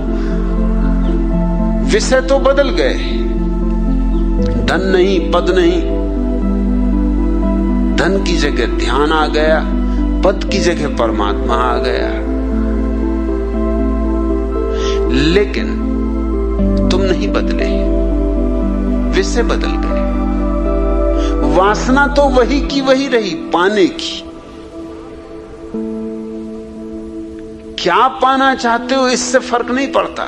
जब तक पाना चाहते हो तब तक उलझे रहोगे। मुक्ति पाने से नहीं मिलती है, पाने की बात ही व्यर्थ है ऐसा जानने से तत्क्षण अनुभव में आ जाती। तत्क्षण शब्द को स्मरण रखना, कल नहीं, परसों नहीं, अभी यही। बुद्ध ने 6 वर्ष तक पाने की कोशिश की। स्वाभाविक आदमी लोभ की दुनिया में जीता है, तो जिस तरह धन और पद को पाते थे, सोचा इसी तरह मुक्ति को पालेंगे। 6 वर्ष तक सतत चेष्टा की, सब किया जो लोगों ने कहा कि करो, जिनको तुम कह रहे हो संत। किसी ने मंत्र दिए तो मंत्र दोहराए, किसी ने उपवास करवाया तो उपवास किया, और किसी ने सिर के बल खड़े होने के कहा तो सिर के बल खड़े रहे। तपश्चर्या तो तपश्चर्या। सुंदर देह थी, राजकुमार थे, सूख कर कांटा हो गए। एक मूढ़ ने बता दिया कि धीरे धीरे भोजन को कम करो, इतना कम करो क्रमशः कि बस एक चावल का दाना ही भोजन रह जाए। इस तरह कम करते करते करते एक चावल का दाना रह जाए, फिर धीरे धीरे बढ़ाना 2 चावल के दाने, 3 चावल के दाने। जिस दिन एक चावल का दाना रह गया, बुद्ध इतने कमजोर हो गए कि निरंजना नदी को पार करते थे, पार न कर सके।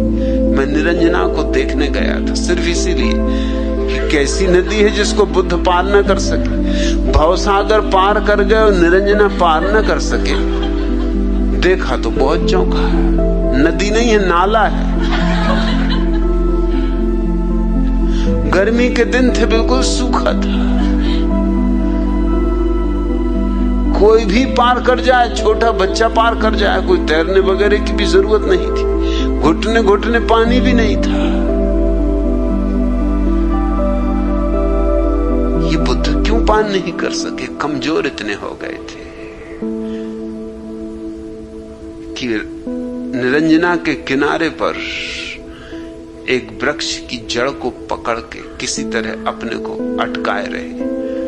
जब थोड़ी सी ताकत आई तो किसी तरह सड़क के घाट पे चढ़े। उस घड़ी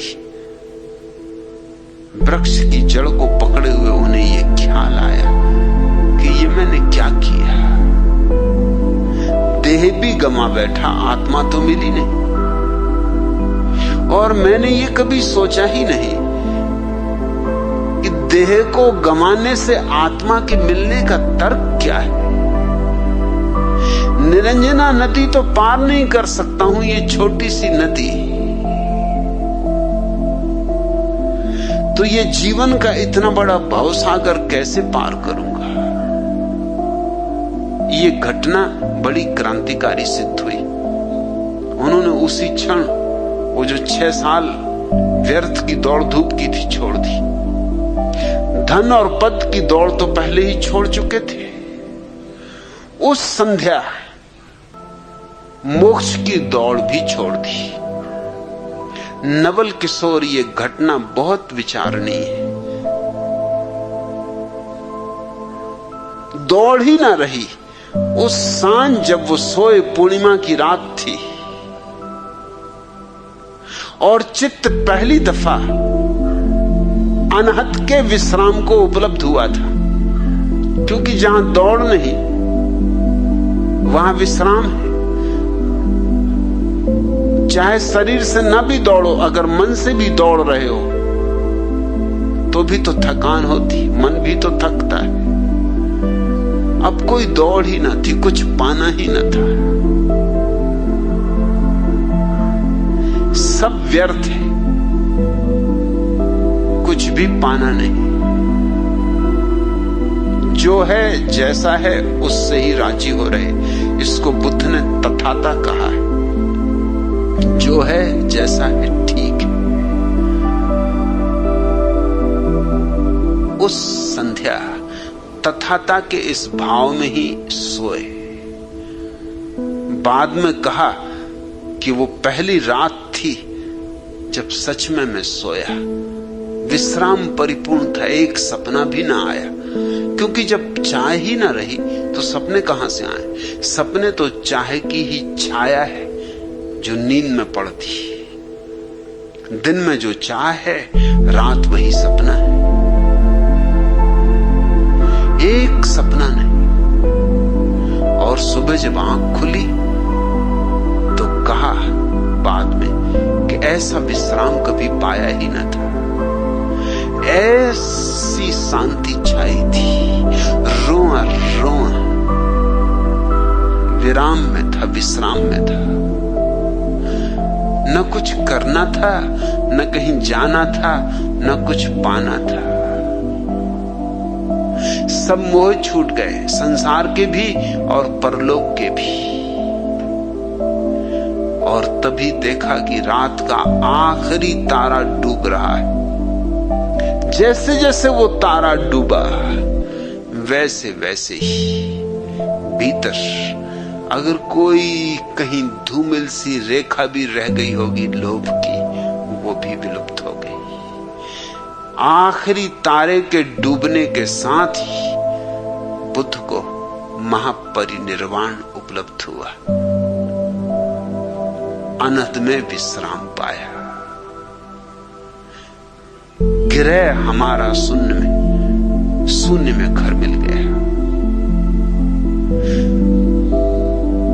सवाल उठता है कि बुद्ध ने 6 साल की तपश्चर्या के कारण बुद्धत्व पाया या तपश्चर्या को छोड़ने के कारण बुद्धत्व पाया।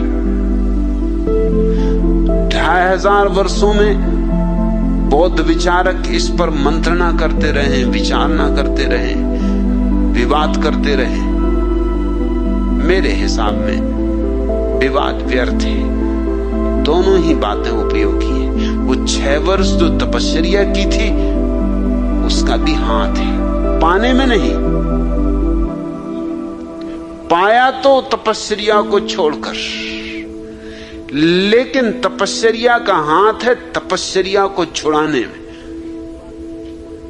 तपश्चर्या करते करते एक बात दिखाई पड़ गई कि ये पागलपन है, इसमें कुछ सार नहीं। संसार तो पहले ही छूट चुका था, अब ये मोक्ष भी छूट गया, मोक्ष पाने की आकांक्षा भी छूट गई। लोभ की जो अंतिम रेखा रह गई थी वो भी विलुप्त हो गई। तो तपश्चर्या ने इतना काम किया, जैसे एक कांटा गड़ जाता है तो हम दूसरे कांटे से उसको निकाल लेते, फिर दोनों कांटों को फेंक देते। ऐसा नहीं है कि पहला कांटा फेंक दिया और दूसरे को संभाल के उसके घाव में रख लिया कि इसकी बड़ी कृपा है। किस शब्दों में इसका आभार करें। एक कांटे से दूसरा निकल गया, फिर दोनों हम फेंक देते। ऐसे ही तपश्चर्या से एक व्यर्थ बात मन में अटकी थी कि पाने से मिलेगा परमात्मा, वो बात निकल गई। परमात्मा तो मिला ही हुआ है, दौड़ खत्म हुई, चाह मिटी कि पाया। पाया तो सदा से था ही, तुमने एक क्षण को भी परमात्मा खोया नहीं है नवल किशोर। इसलिए पहले तो ये भाषा छोड़ दो पाने की, ये लोभ की भाषा है, ये धंधे की भाषा है, ये व्यवसाय की भाषा है। दूसरी बात, तुम कहते हो किसी संत के दिए हुए मंत्र को दोहराने से। पहली तो बात, तुम कैसे जानोगे कौन संत है? अगर तुम यही पहचान लो कि कौन संत है तो तुम खुद ही संत हो गए। केवल संत ही संत को पहचान सकता है। तुम कैसे पहचानोगे कौन संत? जिसको भीड़ संत कहती होगी उसी को तुम संत मान लोगे, और भीड़ को कुछ पता है। भीड़ तो मूढ़ों की जमात है। एक बात तो पक्की है कि जिसको भीड़ संत कहे जरा सावधान रहना, उस पे तो प्रश्नवाचक चिन्ह लगा देना, क्योंकि भीड़ उसको ही संत कहेगी जो भीड़ की अपेक्षाओं के अनुकूल पड़ता होगा। जैन दिगंबर जैन नंगे आदमी को संत कहेंगे, बौद्ध भिक्षु नहीं कहेंगे उसको संत। जैन तो अगर दिगंबर हैं तो नग्न को संत कहेंगे, और अगर श्वेतांबर हैं तो मुंह पट्टीधारी को संत कहेंगे। दिगंबर मुंह पट्टीधारी पे हंसेंगे, क्योंकि ये तो परिग्रह ही है, मुंह पे पट्टी बांधना, ये तो आरोपण है। और श्वेतांबर नग्न जैन मुनि पे हंसेंगे कि ये तो अशोभन है, अशिष्ट है, अभद्र है। सूफी फकीर हिंदू फकीर पे हंसेंगे कि ये भी कोई संतत्व है, और हिंदू फकीर सूफी पर हंसेंगे कि ये भी कोई संतत्व है। ईसाई तो उसको संत कहेंगे जो दरिद्रों की सेवा कर रहा हो, और भारत में संतों ने कभी किसी की सेवा नहीं की, ख्याल रखना। यहां तो संतों की सेवा करनी पड़ती। यहां तो जैन अपने संत के जब दर्शन को जाते हो, उनसे पूछो कहां जाते हो, तो वो कहते हैं संत की सेवा करने जा रहे हैं। संत और सेवा करे, कौन करवाएगा संत से सेवा? क्या पाप करवाना है अपने हाथ से? समझ लो कि महावीर स्वामी मिल जाए, तुम्हारे पांव दबाने लगे, तुम दबाओगे, तुम एकदम उछक के भाग खड़े होगे कि हे प्रभु बचाओ, ये क्या कर रहे हो? आप और पैर दबा रहे हो, क्या सदा के लिए नरक में गिरवा दोगे? कि बुद्ध मिल जाए और एकदम तुम्हारी चंपी करने लगे?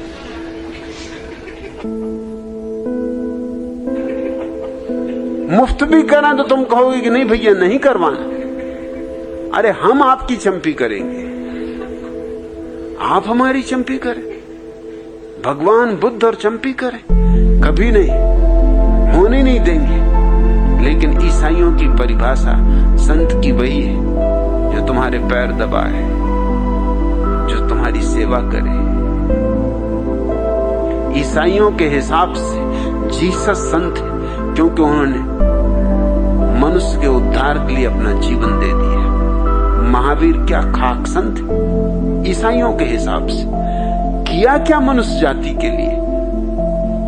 हां, ध्यान किया तो वो तो स्वार्थ है, खुद के आनंद के लिए, महास्वार्थी। बुद्ध ने क्या किया? अपनी मुक्ति पाली, मगर अपनी मुक्ति पानी परार्थ तो नहीं, परार्थ तो किया जीसस ने।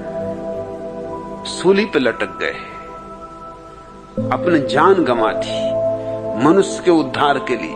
ये दूसरी बात है कि उद्धार हुआ कि नहीं, अभी तक हुआ तो नहीं। किसी के सूले पे लटकने से किसी का क्या उद्धार होना है?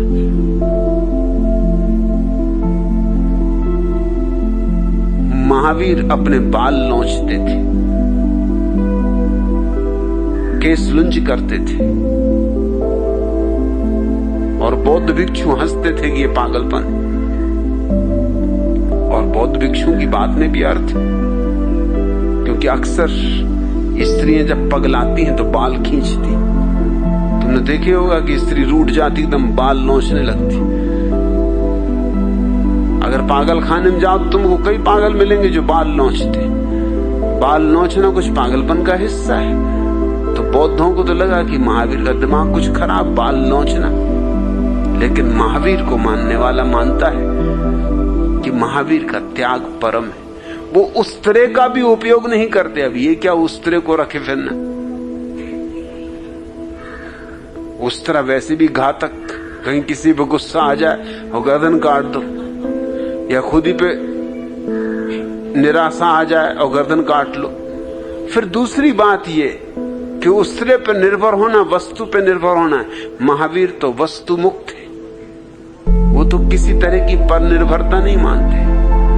अब किसी नाई से जाके बाल बनवाना, वो भी जस्ता नहीं। उसका मतलब हुआ कि नाई पे निर्भर हो गए। मोक्ष में पता नहीं नाई मिलते हैं कि नहीं मिलते।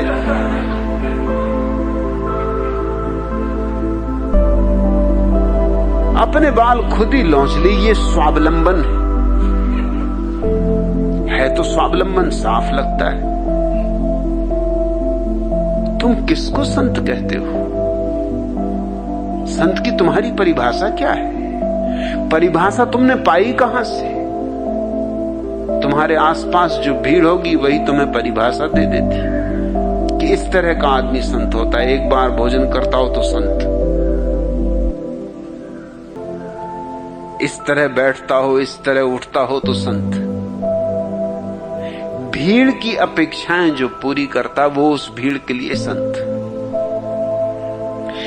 नवल किशोर, तुम कहते हो क्या किसी संत के दिए हुए मंत्र को दोहराने से और संत और मंत्र देगा? असंभव। क्योंकि मंत्र शब्द बनता है उसी धातु से जिससे मन बनता है। मन तो मंत्र से ही बनता है। मन का काम ही क्या है? तुमने कभी ख्याल किया? मन का काम है सलाह देना, ऐसा करो, ऐसा करो, वैसा मत करना। इसलिए तो हम सलाहकार को मंत्री कहते हैं। सलाह देता है कि ये करो, वो करो। मन जो है वो मंत्री है, वो सलाहकार है। मन और मंत्र संयुक्त है। मंत्र यूं समझो कि ईंट है, उसी की ईंटों से बना हुआ मन है। मन से मुक्त होना है, इसलिए मंत्र के द्वारा तो कोई मन से मुक्त नहीं हो सकता। मन का तो उपयोग मंत्र से ही करना होगा। अगर तुम बैठ के राम राम जपोगे तो जपोगे किससे? मन से ही जपोगे। और अगर मन का ही अभ्यास कर रहे हो, मन की ही दंड बैठक लग रही, तुम राम राम राम राम किए जा रहे हो, ये मंत्र की ही दंड बैठक, इससे तो मन और मजबूत होगा।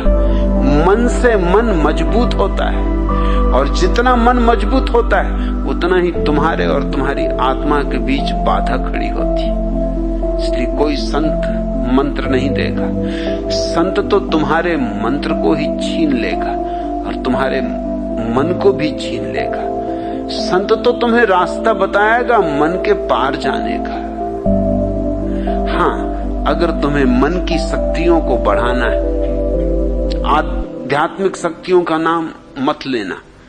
अगर मन की शक्तियों को बढ़ाना है तो मंत्र उपयोगी है। मंत्र के प्रयोग से मन की शक्तियां बढ़ जाएंगी, मगर मन की शक्तियों को बढ़ा के भी क्या करोगे? समझ लो कि पानी पे भी चलने लगे तो फायदा क्या है?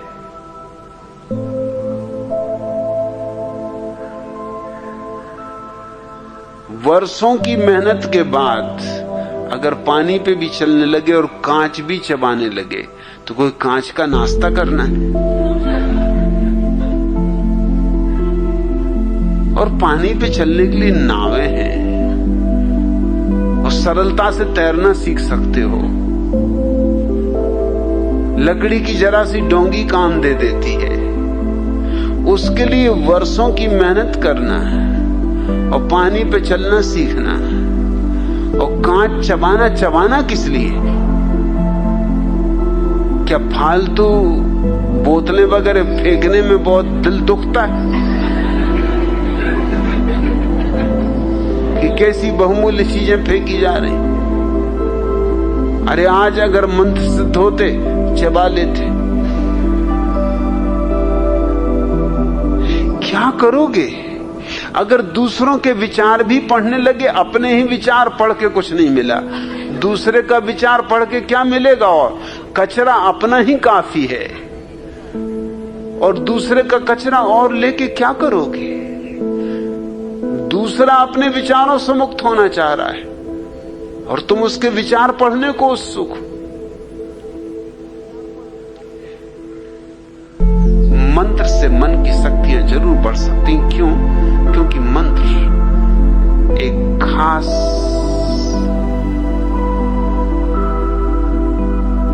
लक्ष्य के लिए वैज्ञानिक प्रक्रिया है। वह लक्ष्य तंद्रा, अंग्रेजी में जिसको हिप्नोसिस कहते हैं, उसके लिए हमारा पुराना यौगिक शब्द है तंद्रा। एक तो जागृति है, वह तो मंत्र से आती नहीं। एक निद्रा है, वो बिना ही मंत्र के आ जाती है। दोनों के मध्य की एक स्थिति है तंद्रा, वो मंत्र के द्वारा लाई गई निद्रा है। हिप्नोसिस का अर्थ तंद्रा होता है। अगर तुम एक ही शब्द को बहुत बार दोहराओगे तो उससे तंद्रा पैदा होती। तंद्रा पैदा होने की सीधी प्रक्रिया है। अब तुम बैठे हो, राम राम राम राम जपे जा रहे, जपे जा रहे, जपे जा रहे हो, इसके दो परिणाम होते हैं। एक तो मन एक ही चीज से ऊब जाता है, ऊब नींद लाती, इसलिए धार्मिक सभाओं में लोग सोते। अब वही राम, वही सीता, वही रावण, वही कहानी कितनी बार तो देख चुके। फिर वही हनुमान जी, फिर वही लिए चले आ रहे हैं पहाड़, सब वही का वही। तो अब रामलीला देखोगे कि सोओगे? इससे बेहतर सो ही जाओ। इस बकवास को देखने में सार क्या है? रामलीला में तो कभी कभी लोग जागते जब कुछ गड़बड़ हो जाती।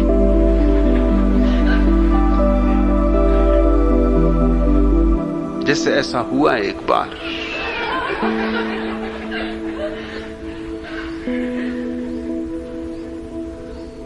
कि जब रामलीला शुरू हुई और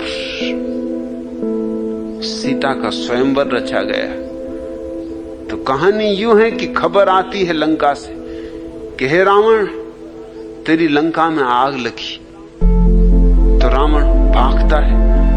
लंका में आग लगी हो तो ये कोई विवाह रचाने का अवसर है। बेचारा भागता अपनी लंका बचाने। ये तरकीब है, ये ऋषि मुनियों की जालसाजी है, ये झूठ है। लंका वगैरह में कोई आग नहीं लगी थी, मगर जब तक वो बेचारा लौटे तब तक यहां मामला खत्म हो गया। उसको हटाना जरूरी था क्योंकि वो शिव का भक्त था और वो शिव का धनुष था और उसने प्रार्थना की थी, शिव से उसे वरदान था कि शिव उसकी साथ देंगे, सहायता करेंगे। अरे अपने चमचों की कौन सहायता नहीं करता? छोटे मोटे भी करते हैं, वो तो शिव जी बेचारे बड़े पहुंचे हुए पुरुष। और ये रावण कितनी सेवा किया, उनकी अपनी गर्दन काट काट के रख देता था। अब और क्या चाहिए चमचे से, और क्या चाहिए? तो वो तोड़ देता धनुष बाण। डर था। रामचंद्र जी उसके सामने छोकरे ही थे। एक दो धौल जमाता और तोड़ ताड़ के अपना लेके सीता को रवाना हो जाता, तो सब रामायण वहीं खत्म कर देता। तो उसको भगाना पड़ा। जब तक वो गया तब तक राम ने धनुष्बाण तोड़ लिया, विवाह हो गया। अब इसको तो बार बार होता है तो लोग जाति से अपना इंतजाम करके लेके जाते हैं। रामलीला लोग देखने जाते हैं तो दरी ले जाते हैं, चटाई ले जाते हैं, कंबल तक ले जाते हैं। अपने दरी चटाई बिछा के कंबल ओढ़ के मस्त बच्चों को सुला के फिर खुद भी झपकी लेते हैं। मगर उस दिन कुछ गड़बड़ हो गई, बच्चे तक जग गए। क्योंकि जब रावण को खबर आई कि तेरी लंका में आग लगी, उसने कहा कि लगी रहने दो। लोग थोड़े चौंके कि ये बात क्या है। जनक महाराज भी थोड़े हैरान हुए, अब करना क्या है। रामचंद्र जी की तो सटपटी गुम हो गई होगी। लक्ष्मण बोले होंगे भैया आप क्या करना। और उसने तो रावण ने आओ देखा ना ताओ, वो गुस्से में था। असल में मैनेजर ने उसको जितनी मिठाई मिलनी चाहिए थी उतनी नहीं दी थी, कम दी थी। उसने कहा देख लेंगे। उसने पहली अवसर हाथ आया दिखा दिया, उठा और उसने तोड़ दिया धनुष। धनुष भी क्या था, कोई शिव जी का धनुष। ये इसकी पौड़ी रखी हुई थी बांध के, उसने तोड़ ताड़ के कई टुकड़े करके फेंक दिए, एक दो नहीं। और उसने कहा निकाल तेरी सीता कहाँ है, खत्म करो इस बात को एक बार। क्या हर साल लगा रखा है वही का वो खेल, फिर से हो। फिर सारी जनता जग गई, बच्चे रोने लगे, स्त्रियां चौंक गईं, लोग खड़े हो गए, बैठे नहीं कि ये हो क्या रहा है। न देखा कभी आंखों से, न सुना कभी कानों से, नई ही रामलीला हो रही। वो तो भला हो जनक का, बूढ़े थे, सयाने थे, पुराने अनुभवी थे, घाघ जिसको कहते, कई रामलीलाएं करवा चुके थे। उन्होंने तत्क्षण मामले को संभाल लिया। उन्होंने कहा भृत्यो, तुम भूल से मेरे बच्चों के खेलने का धनुष ले आयो। अरे ये शिव जी का धनुष नहीं है, शिव जी का असली धनुष लाओ।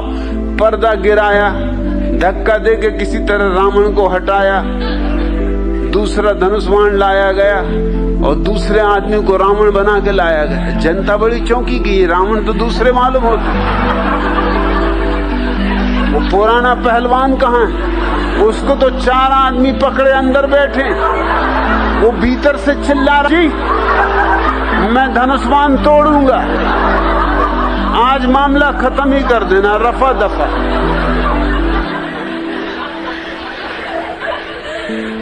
किसी तरह उसको मिठाई दी, समझाया बुझाया कि भैया धनुष्बाण ना तोड़, तू जितनी मिठाई लेना हो ले ले, और आगे से हम ख्याल रखेंगे, जो भूल हुई सो हुई। कभी कभी ऐसे मौके आते हैं, अन्यथा तो रामलीला में लोग सोएंगे, वही का वही पुनरुक्त हो रहा है। छोटे छोटे बच्चों को सुलाने के लिए हम यही उपयोग करते न, बल्कि सो माँ बैठ जाती बगल में, दबा देती बच्चे को बिस्तर में, चारों तरफ से कंबल दबा देती, भाग भी नहीं, और बैठी कि राजा बेटा सो जा, मुन्ना बेटा सो जा, राजा बेटा सो जा, मुन्ना बेटा सो जा। अब क्या खाक करे राजा बेटा मुन्ना बेटा, सोए नहीं तो क्या करे। हालांकि माँ यही सोचती कि मेरी सुरीली राग के कारण सो रहा है। ये सुरीली राग का सवाल नहीं है, ये ऊप पैदा हो रही, घबरा रहा है वो। ये तो माँ अगर बच्चे के बाप के पास भी बैठ के कहे कि राजा बेटा सो जा, मुन्ना बेटा सो जा, तो वो भी सो जाएंगे। अगर नींद ना आएगी तो भी कम से कम बहाना करेंगे, घुर्राने लगेंगे कि आ गई भाई, नींद आ गई, तू जा, अब हम कभी ना उठ। तुम जब जपते हो मंत्र तो तुम केवल तंद्रा पैदा कर रहे हो, निरंतर की पुनरुक्त से तंद्रा पैदा होती, इससे कुछ आध्यात्मिक जीवन का संबंध नहीं। और तुम पूछते हो कि क्या इससे कुछ अधिक आध्यात्मिक विकास नहीं होगा? अध्यात्म का कोई विकास होता है? अध्यात्म तो तुम्हारे भीतर पूरा का पूरा मौजूद है, सिर्फ भीतर आंख ले जानी और प्रकट हो जाता, उसकी अभिव्यक्ति होती है, विकास नहीं। और इसलिए मैंने कहा है कि जो ना समझ वे ही केवल मंत्रों में उलझते, समझदार को तो मन से मुक्त होना